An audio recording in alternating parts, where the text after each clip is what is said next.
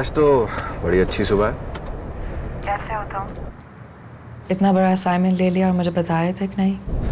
भाई मैं बताने आया तो था मगर सिग्नल्स ठीक नहीं आ रहे थे तो बता नहीं सका। बकवास नहीं करो, फोन अपने पास रखना और हर स्टेशन पर मुझसे बात करना। बस आपकी इत्तला के लिए अर्ज है कि रेगिस्तान में स्टेशन नहीं होते हैं। सुनो, हेलो हेलो।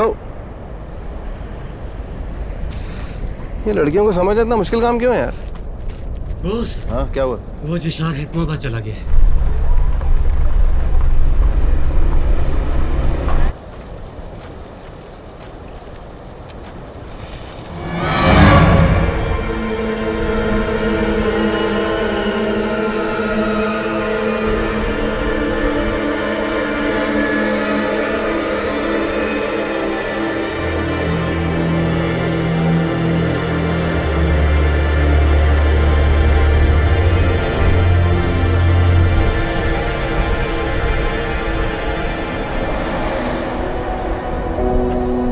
वो लंगड़ा है क्या? बचपन में कतरे नहीं पिया था ना?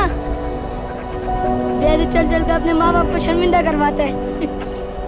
लो लंगड़ा मनुष्य, और तेरा नाम क्या है? चचा, तेरा नाम ही लंगड़ा है। अच्छा नाम है, अच्छा नाम है।